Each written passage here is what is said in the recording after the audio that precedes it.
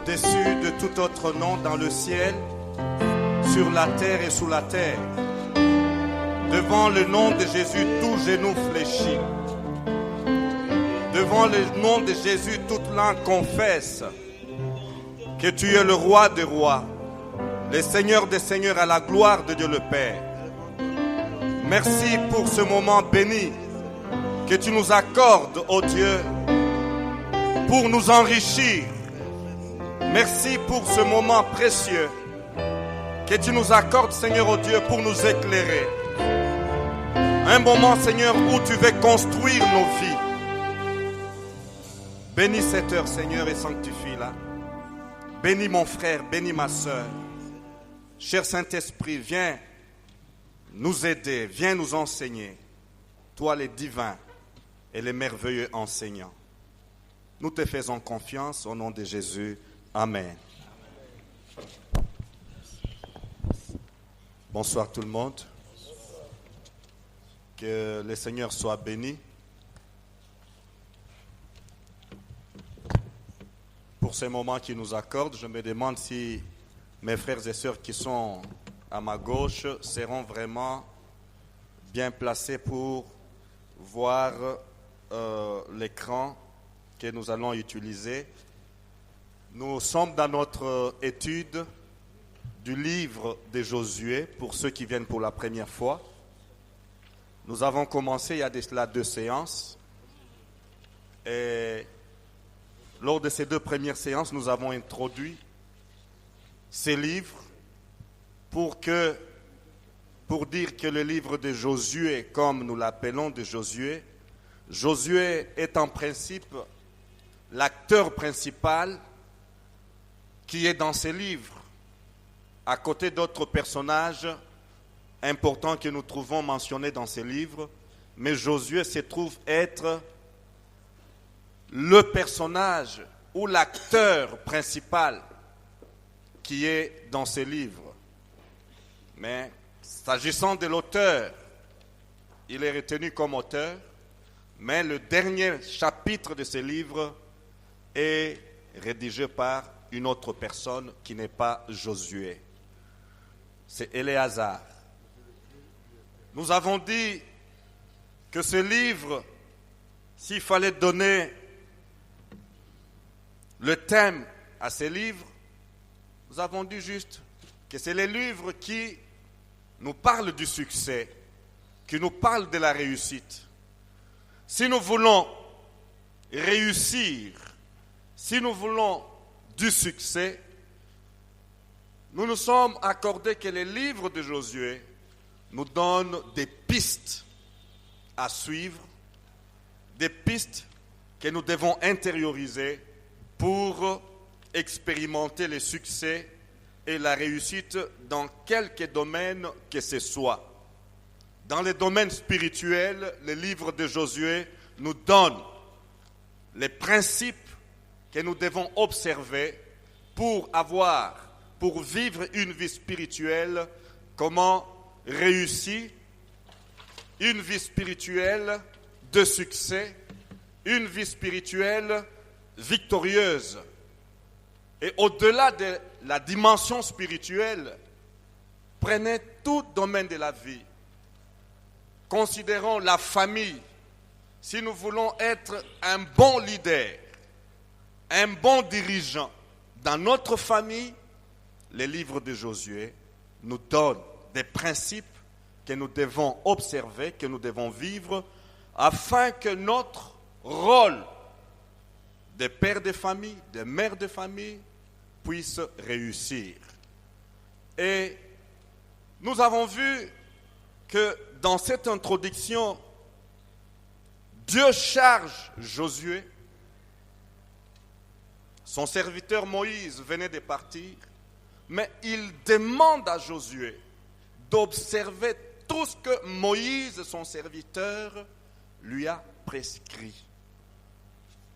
C'est dire que la parole dite par Moïse, les instructions données par Moïse avaient force de loi, quoique Moïse était déjà parti. Amen. Et la réussite de Josué, la réussite de la mission de Josué était fondée sur les instructions que Moïse avait données. Et ce qui est très important, c'est la manière dont Dieu lui parle. Nous avons lu dans cette première partie de Josué 1, Dieu qui dit à Josué, s'agissant de ces lois, de ces commandements que Moïse avait prescrits au peuple d'Israël, Dieu qui dit à Josué, ne t'en détourne ni à droite ni à gauche. Alléluia. Si tu veux réussir, ne t'en détourne ni à droite ni à gauche. Nous allons voir quelque chose en rapport avec cette façon de parler de Dieu. Et nous avons vu que Dieu lui a dit pour réussir, il devait garder au centre de sa vie le livre de la loi. Alléluia. Le livre de la loi ne devait s'éloigner de sa bouche. Et le succès et la réussite étaient fondés sur la place qu'occupe les livres de la loi dans la vie de Josué. Aujourd'hui, nous voulons évoluer et prendre la deuxième partie de ce chapitre, deuxième partie qui va du verset 10 à verset 18.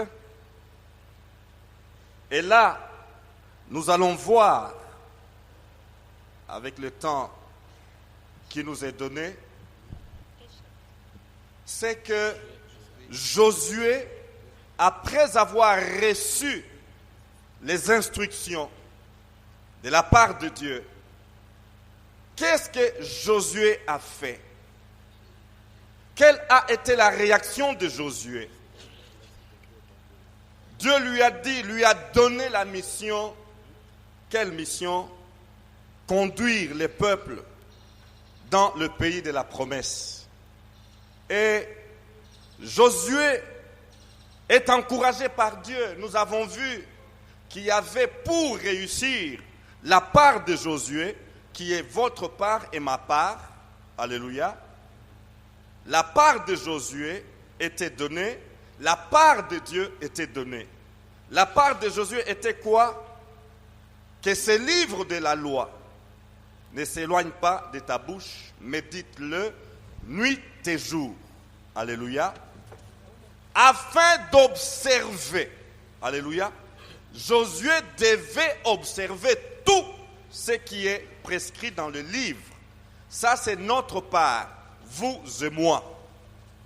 La part de Dieu, c'était la garantie de la présence permanente de Dieu à côté de Josué. Alléluia. Dieu ne peut pas faire ma part. Dieu ne peut pas faire votre part. Alléluia.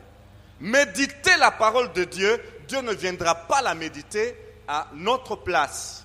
Étudier la parole de Dieu, Dieu ne viendra pas étudier la parole de Dieu à notre place, vous et moi. Étudier la parole de Dieu, sonder les Écritures, c'est notre responsabilité. Alléluia. Lorsque nous étudions la parole de Dieu, lorsque nous la méditons, lorsque nous observons ce que cette parole nous commande, nous demande de vivre, eh bien, nous avons déjà notre assurance. Eh bien, j'ai fait ce que Dieu me demande de faire. Maintenant, je dois lui faire toute confiance. Alléluia. Ne t'effraie point. Ne t'épouvante pas. Je suis avec toi. Alléluia. Je serai avec toi partout où tu iras. Ça, c'est la part de Dieu. Être avec nous. Si Dieu t'a dit d'aller à tel endroit, eh bien, rassure-toi qu'il est avec moi. Alléluia. Il ne m'abandonne pas, il ne me délaisse pas, car il ne peut mentir. Voilà l'instruction que Josué reçoit de la part de Dieu. Voici ta part, Josué, et voici ma part. Je te promets d'être avec toi. Je te promets de t'accompagner dans cette conquête.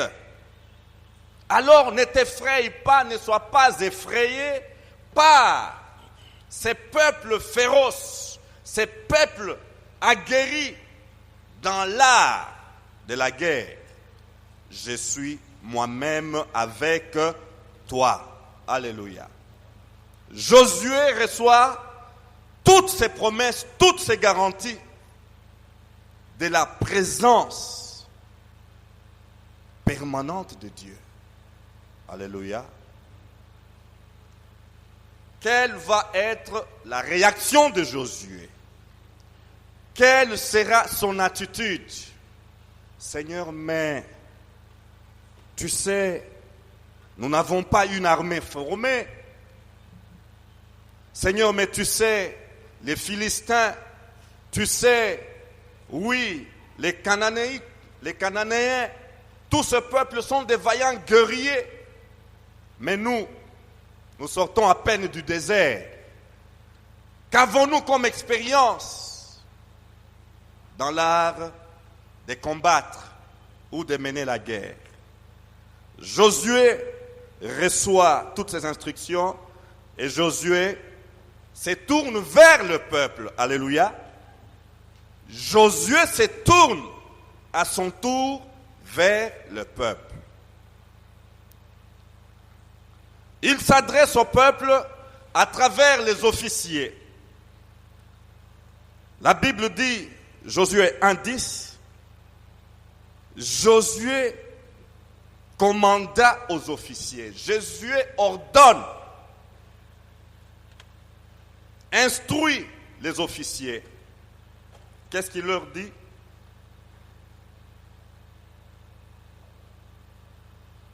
Il leur dit d'aller vers le peuple. Alléluia. Là, je prie les termes officiers. Selon l'hébreu choter, les termes officiers signifient officiel, officier, chef d'équipe. Et ces termes est étroitement lié à la racine maison. Je me fais comprendre. Ainsi, un officier peut être compris comme gardien de maison, gardien de la résidence, gardien du palais, gardien du harem, du temple, du trésor, gardien de la famille. Josué avait des officiers. Et c'est à ces officiers que Josué s'adresse. Alléluia. Nous voyons là une division du travail. Nous voyons là une échelle de commandement. Josué ne pouvait pas descendre à la base pour parler directement à la base, à tous les peuples. Mais il avait des collaborateurs appelés officiers. Et ce sont ces officiers que Josué appelle et instruit.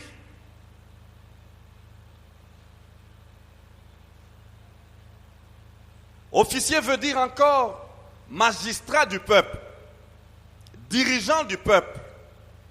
Ils administrent le peuple, les officiers. Donc, une équipe de collaborateurs. Frères, nous avons besoin de collaborateurs. Nous avons besoin d'apprendre à collaborer. Et là-dessus, nous avons été à une très bonne école. Un dirigeant sans collaborateur ne pourra pas accomplir sa mission. Seul, il est incapable de tout faire. Je me fais comprendre. Un dirigeant qui se passerait pour un homme orchestre, il est, comment vous appelez ça? Les batteries, il joue les batteries, il gratte la guitare, il joue les claviers, il n'y a pas un dirigeant capable à le faire. Vrai ou faux? Il ne peut pas. Mais un bon dirigeant devrait identifier les talents. Qui joue bien les batteries ou la batterie? Qui peut bien gratter la guitare solo? Qui peut bien gratter la guitare basse, la guitare accompagnement? Qui peut bien jouer les claviers? Et identifier tous ces talents et les utiliser correctement. Alléluia. Et c'est ainsi qu'il y a harmonie. Et c'est ainsi que dimanche, nous admirons comment une centaine de personnes peut chanter d'une manière si harmonieuse. Alléluia. D'une manière si harmonieuse. Qu'est-ce qui se passe? Eh bien, ce sont les accords. Ce sont les accords. Ils ont travaillé et ils ont mis tout en harmonie. Josué avait donc une équipe de collaborateurs. Nous les voyons avec notre maître Jésus, qui lui aussi a cherché des collaborateurs.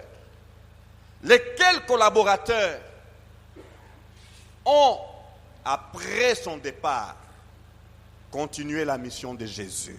Alléluia. Et c'est ainsi que l'évangile nous est parvenu. Jésus n'est pas arrivé au Congo, mais ses collaborateurs ont annoncé l'évangile. Ils ont formé des collaborateurs jusqu'à ce que l'évangile nous atteigne au Congo. Alléluia. Donc, cette équipe d'officiers était déterminante dans l'accomplissement de la mission confiée par Dieu à Josué.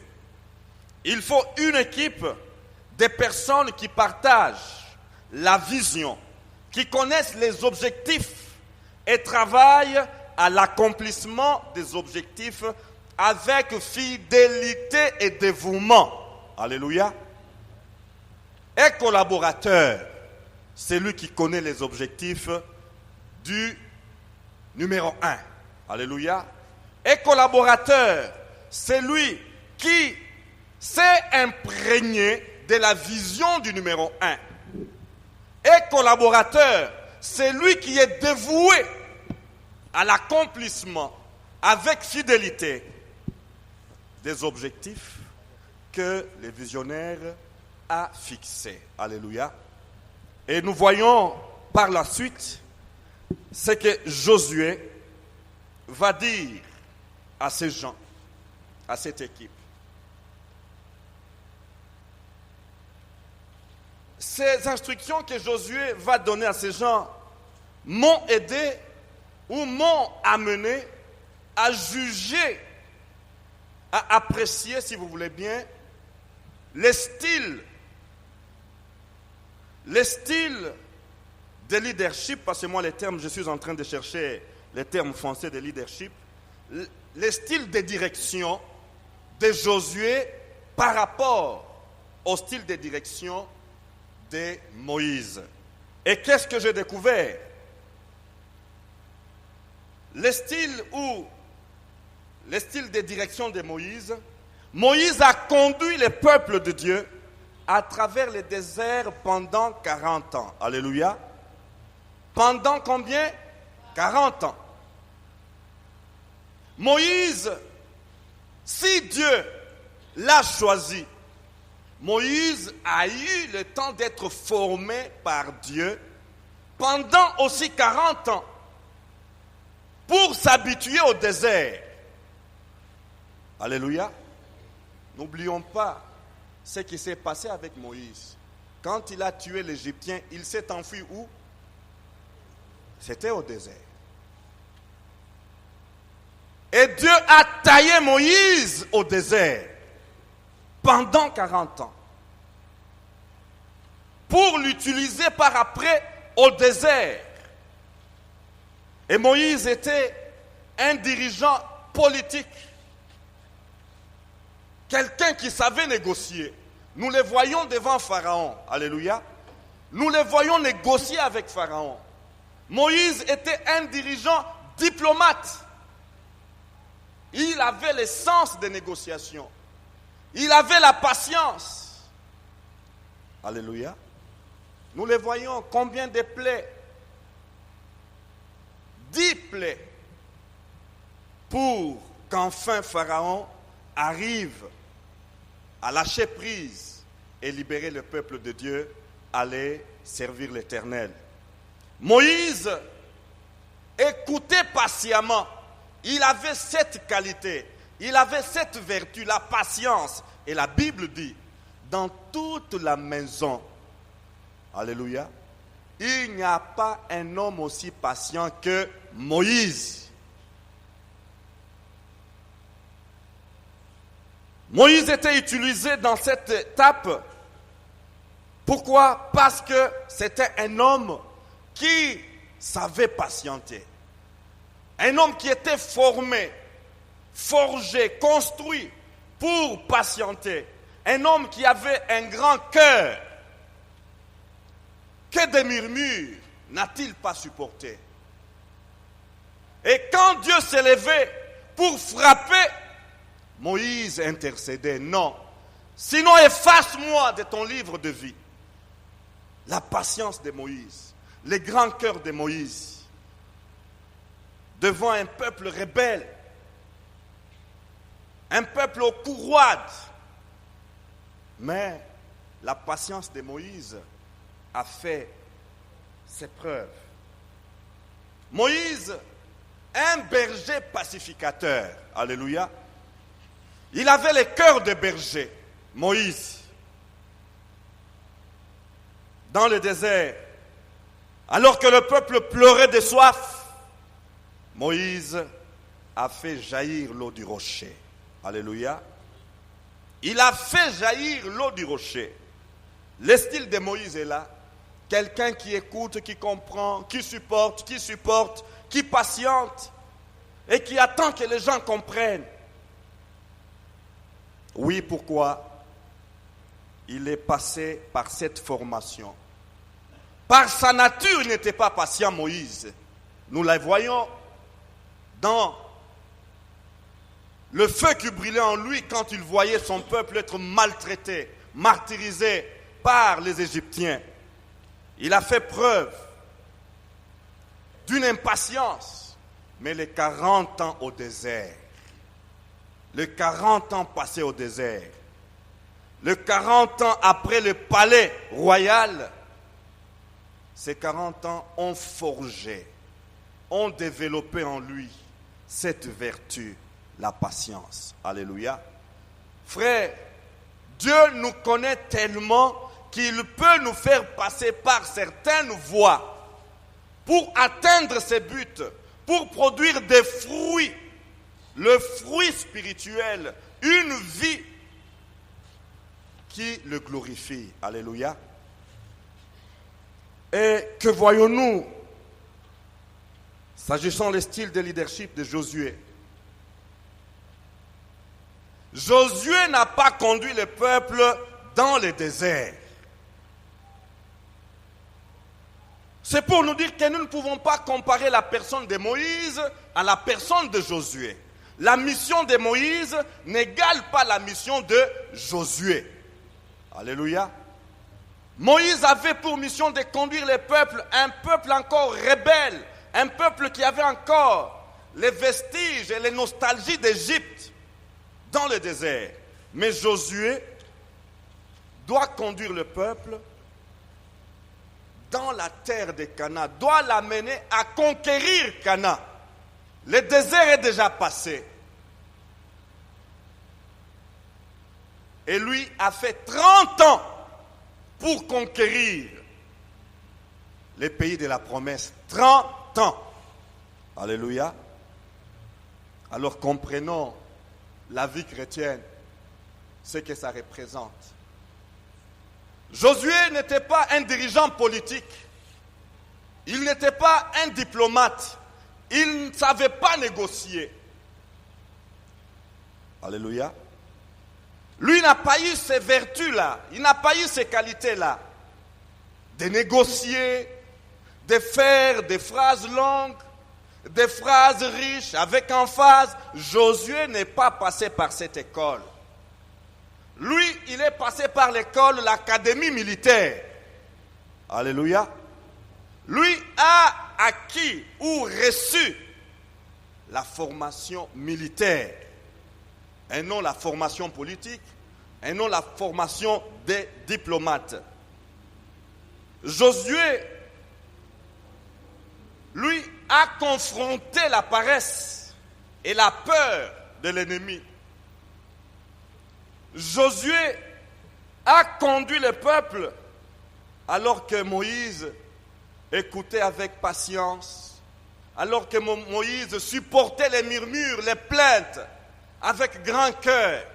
Mais Josué, lui, a conduit le peuple comme un intraitable commandant. Alléluia. Et tout ça, c'est voulu par Dieu. Une étape avec ses réalités, une étape avec son style de direction. Alléluia. Une étape avec un dirigeant approprié, qualifié par Dieu. Josué commande le peuple, non pas à la manière de Moïse. Quand ils ont faim, voilà Moïse allait plaider, intercéder. Mais Josué, ils ont soif. Josué leur dit, creusez vous-même des puits d'eau. Alléluia. Quand ils se plaignent, ils ont soif. Josué leur dit, moi je ne vais pas frapper les rochers. Je ne vais pas commander aux rochers de vous donner de l'eau. Mais c'est à vous de creuser vous-même vos propres puits. Alléluia. Un style de direction. Un style de commandement. Et ça, c'était voulu encore par Dieu.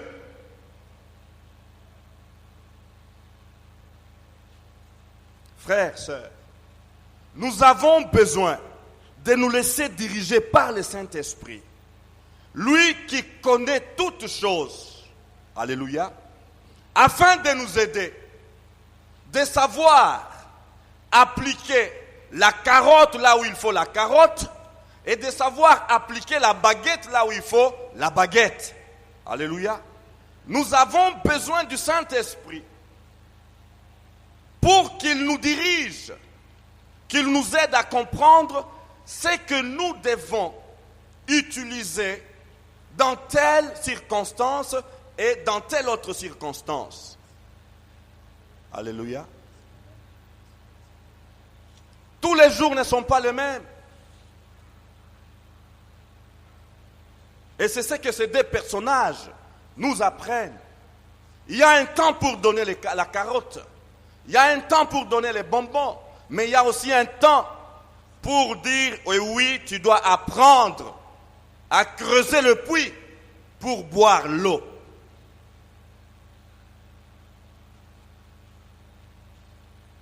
Et cela m'amène à dire, Dieu sait pourquoi, quand, où et comment utiliser ses serviteurs. Alléluia.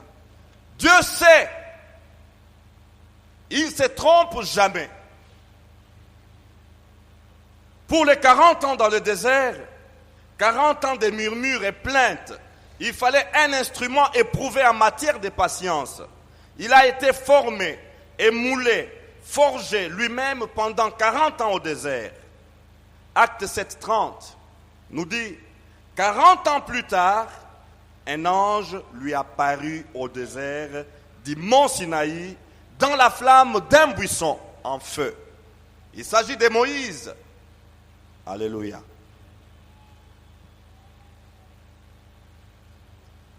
Et devant des ennemis féroces, Dieu savait que devant des ennemis féroces, peuple exercé à la guerre et surarmé, il fallait plus qu'un leader politique et diplomatique. Il fallait un leader qui ait un cran, un leader qui sait commander cette nouvelle génération avec hardiesse, à la manière militaire. Un leader habile au combat. Dieu se sert de Josué. Regardez ce qu'il lui a donné comme ordre là. Ne te détourne pas. Ça, ce n'est pas un langage diplomatique. Ça, c'est un commandement. Alléluia. En diplomatie, on va vous dire, il faut savoir arrondir les angles. N'est-ce pas? Il faut savoir arrondir les angles. En diplomatie, il n'y a pas des angles. Mais dans le commandement militaire, il faut qu'il y ait des angles.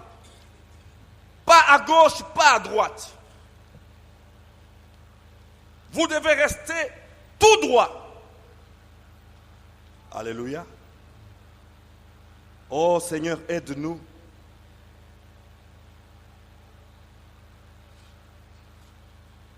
Et le verset 11 de cette deuxième partie du chapitre 1, qu'est-ce que nous voyons là comme ordre? Parcourez les camps. Alléluia. Parcourez quoi? Parcourez les camps. Voilà l'ordre que Josué donne aux officiers.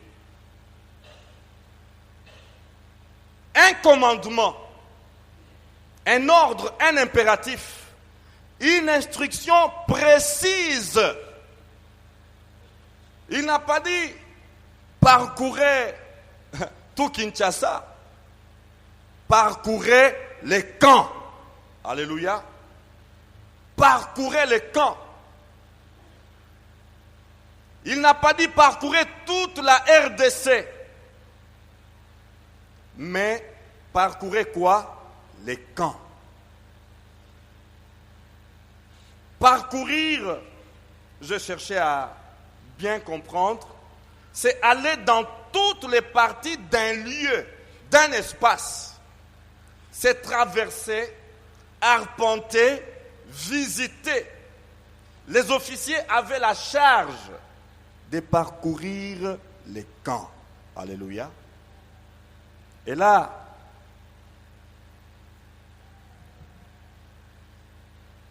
le camp c'est quoi? C'est un lieu pour exercice, un lieu pour étude, un lieu pour essai, un lieu pour entraînement, pour s'entraîner, un lieu symbole de vie militaire.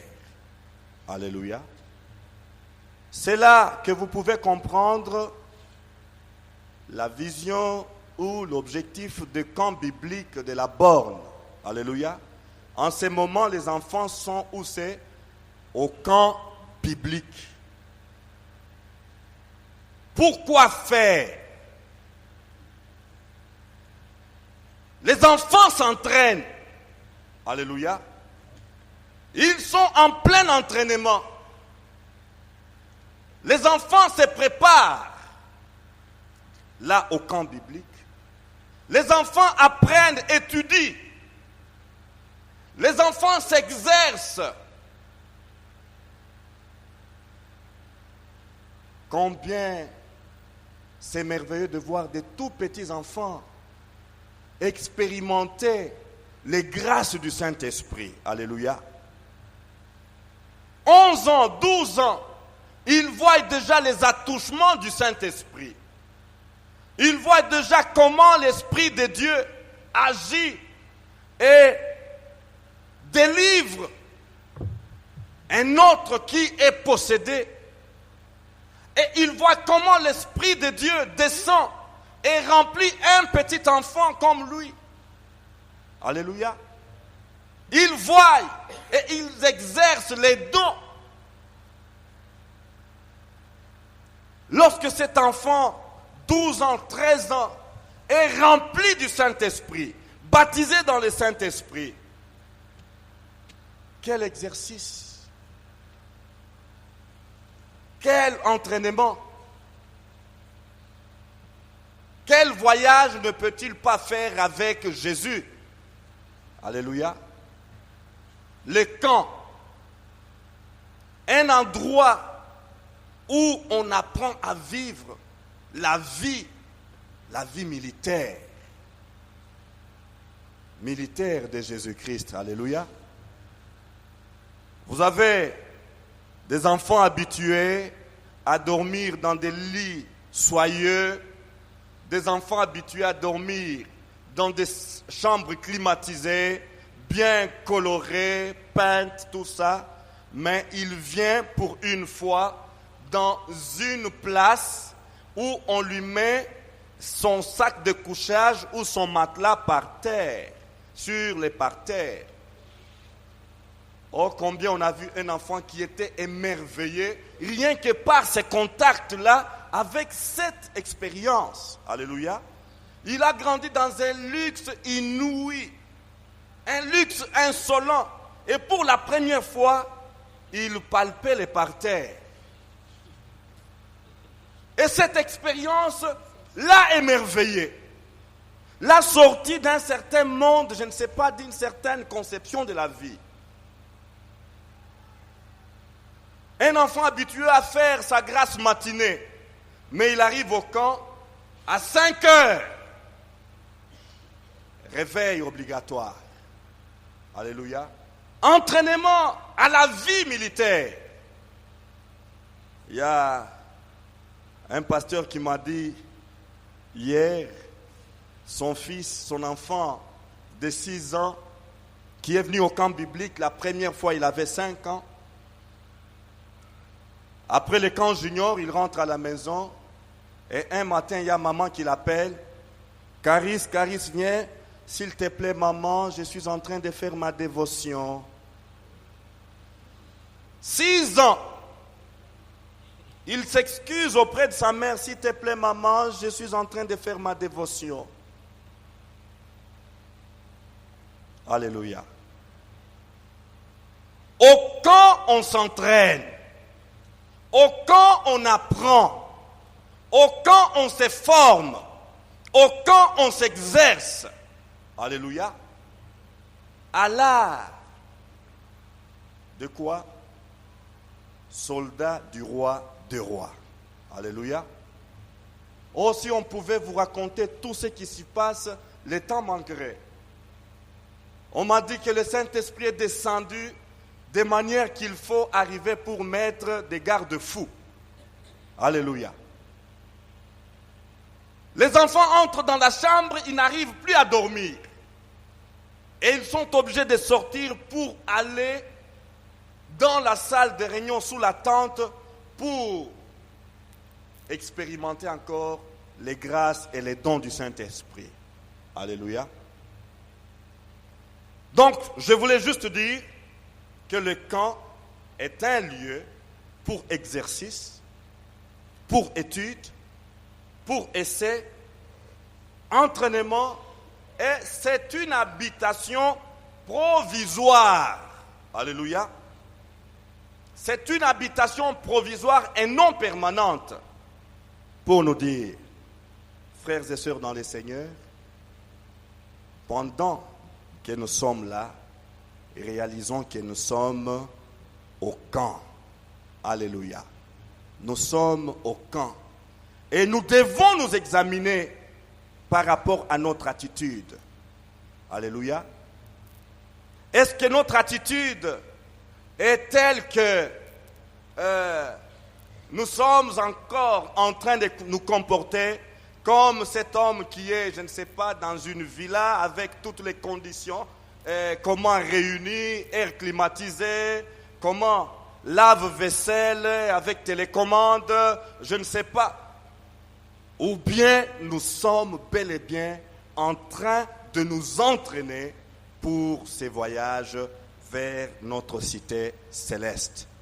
Alléluia.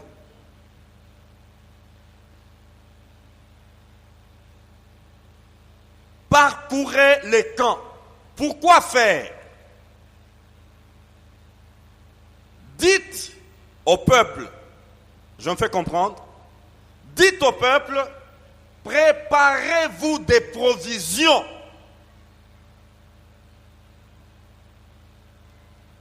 Préparez-vous des provisions. Et ça m'a fort interpellé. Le peuple de Dieu doit être aidé à se préparer des provisions. Josué n'a pas dit, regardez bien dans votre Bible, préparez-leur des provisions. Est-ce que c'est ce qu'il a dit? Dites au peuple de se préparer des provisions. Préparez-vous des provisions. Donc chacun doit se préparer, doit préparer ses provisions. Et ça, c'est très important dans notre vie chrétienne d'aujourd'hui. Je me fais comprendre. C'est très important, frère. Je me souviens, lors d'une étude biblique que notre pasteur nous a donnée ici, il nous a partagé une expérience qu'il a observée, pour ne pas dire vécue, aux États-Unis, chez un serviteur de Dieu qu'il avait invité.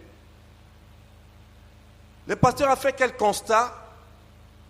Que cet homme de Dieu, même tard dans la nuit, il était cherché au téléphone, appelé au téléphone par les fidèles. S'il vous plaît, pasteur, j'ai un cas, venez s'il vous plaît, pasteur. Et toutes ces nuits étaient presque pareilles. Et au pasteur de dire, j'ai dit à cet ami, mais frère, mais aidez vos fidèles. Alléluia. Aidez vos fidèles à comprendre que eux-mêmes peuvent agir et Dieu peut agir à travers leurs propres prières. Comment vas-tu t'en sortir si 5 t'appelaient à la fois? Pasteur, s'il te plaît, j'ai besoin de provisions. Pasteur, s'il te plaît, j'ai besoin de ta prière. Pasteur, s'il te plaît, j'ai besoin de ta prière. Pasteur, comment est-ce que tu vas te partager? Et le pasteur a dit à cet ami, son ami, en tout cas, vous avez intérêt à aider vos fidèles à grandir. Alléluia. À grandir. Lorsqu'on grandit, on devient autonome. Lorsqu'on grandit, on devient autonome, on devient indépendant. On sait ce qu'il faut faire quand il faut le faire. Et ça, c'est un problème récurrent. Un problème très sérieux aujourd'hui. Et c'est pour cela, frères et sœurs, tout le monde qui est dans un poste de responsabilité, la Bible ne nous demande pas de donner la provision ici, mais de dire au peuple de Dieu de se préparer des provisions. Alléluia.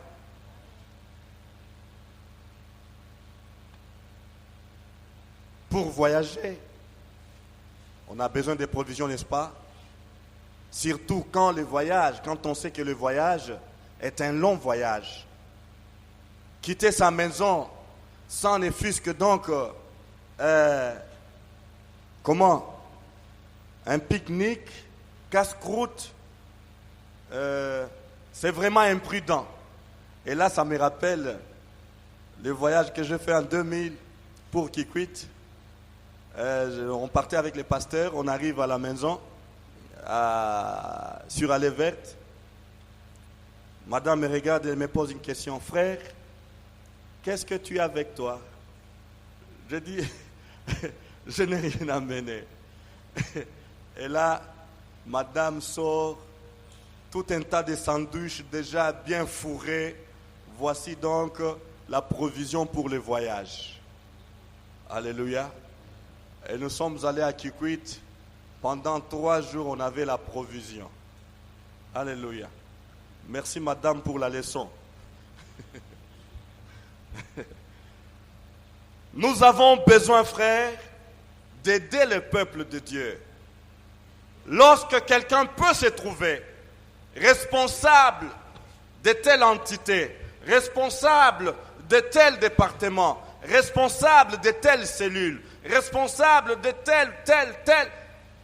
tel poste dans l'œuvre de Dieu, il nous est demandé d'aider le peuple de Dieu à se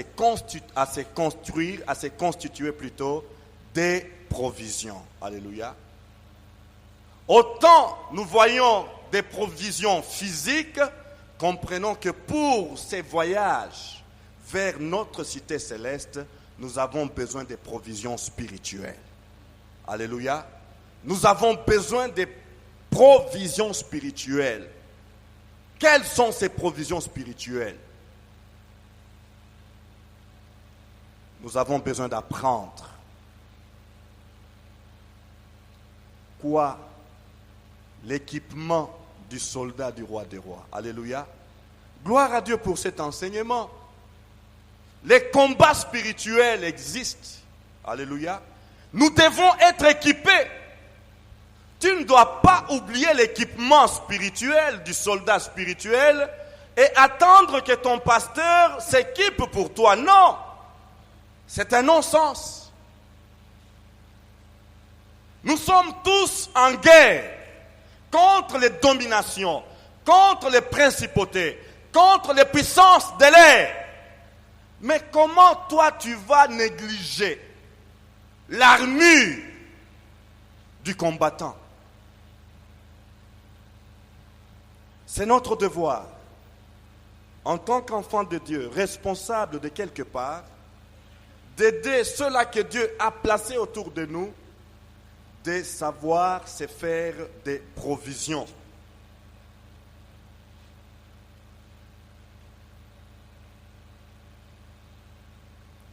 Là, la pensée m'est venue des 10 vierges. Alléluia. Dans Matthieu 25, il est dit: alors le royaume des cieux sera semblable à 10 vierges qui prirent leurs lampes pour aller à la rencontre de l'époux. 5 d'entre elles étaient folles et 5 sages. Ne pas se faire des provisions, c'est agir comme un fou. C'est agir à l'instar de ces 5 folles. Les folles, en prenant leurs lampes, ne prirent pas d'huile avec elles. Pas de provisions. Mais les sages prirent avec leurs lampes de l'huile dans des vases. Alléluia. La provision est là. Comme l'époux tardait, toutes s'assoupirent et s'endormirent. Au milieu de la nuit, il y eut un cri. Voici l'époux, sortez à sa rencontre. Alors toutes ces vierges se levèrent et préparèrent leurs lampes. Les folles dirent aux sages: donnez-nous de votre huile, car nos lampes s'éteignent. Les sages répondirent: non, il n'y en aurait pas assez pour nous et pour vous. Allez plutôt chez ceux qui en vendent, et achetez-en pour vous. Pendant qu'ils allaient en acheter, l'époux arriva. Celles qui étaient prêtes entrèrent avec lui au festin des noces, et la porte fut fermée. Plus tard, les autres vierges, elles étaient vierges, pour dire: ils sont aussi chrétiens, ceux qui ne préparent pas des provisions. Alléluia. Ils sont aussi chrétiens, mais quelle qualité de chrétiens! Alléluia. Quelle qualité de chrétiens! Les autres vierges arrivèrent aussi et dirent: Seigneur, Seigneur, ouvre-nous. Mais il répondit: en vérité, je vous le dis, je ne vous connais pas. Quelle réponse! Je ne vous connais pas. Pourtant, elles étaient tout aussi vierges que les autres 5. Vrai ou faux? Mais qu'est-ce qui leur inflige, qui leur fait subir une telle réponse de la part du Seigneur de gloire? Frères, faisons attention. Nous avons besoin de nous faire des provisions pour notre marche avec le Seigneur. Alléluia. Nous avons besoin de nous faire des provisions. Ne négligeons pas les provisions. Regardez la taille que nous sommes ce soir. Par où sont passés les autres? Bien entendu, ils peuvent donner des justifications. Mais ce que j'aimerais nous dire ici, le Seigneur veille à la qualité de notre marche chrétienne. Alléluia. Il est exigeant, notre Dieu. Ce n'est pas un Dieu du laisser aller. Ce n'est pas un Dieu du superficiel.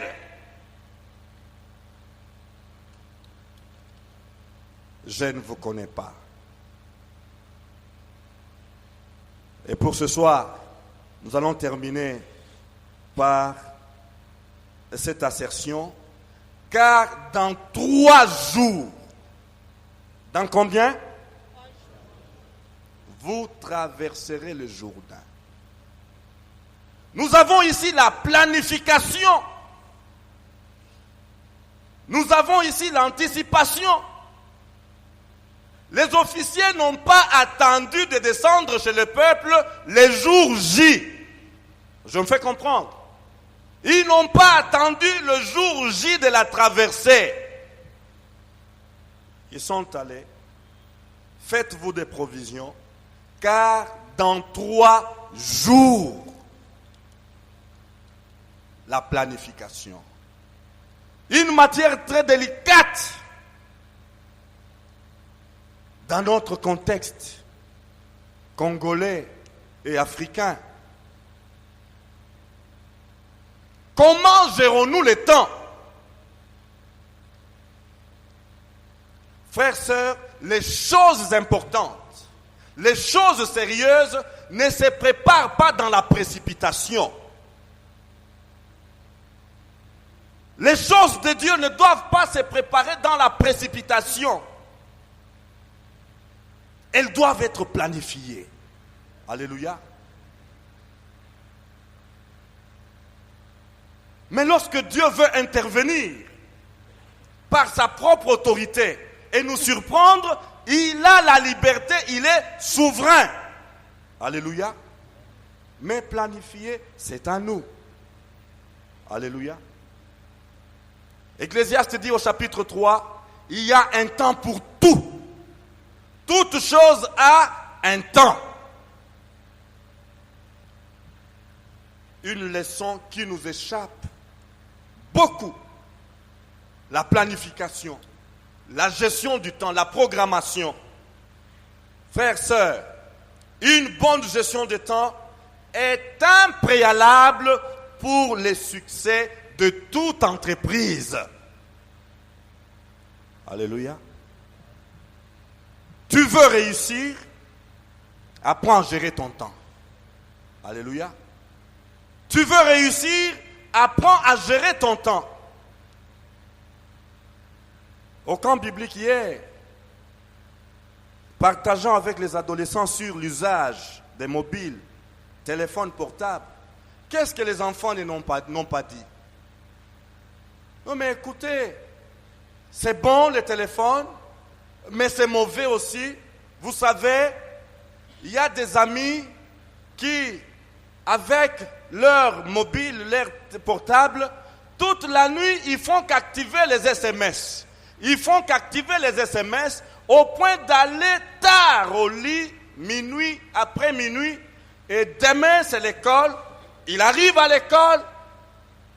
Il commence à faire des rêves pendant que les autres étudient. Et une fois que l'intérêt est donné, voilà le monsieur, voilà les citoyens qui récoltent quoi? Une réussite? Échec. Pourquoi? Il a passé tout son temps à activer son portable, à activer son téléphone. Et combien, quand il se met à côté de son laptop, eh bien, il faut même penser qu'on oublie à manger. Frères, sœurs, une bonne gestion du temps implique la définition des priorités. Alléluia. Nous, enfants de Dieu, nous devons arriver à faire l'échelle, à définir nos priorités et travailler sur ces priorités-là. Alléluia. Dans 3 jours, vous traverserez le Jourdain. Baissons nos têtes, s'il vous plaît. J'invite le pasteur Noé. Parlons au Seigneur.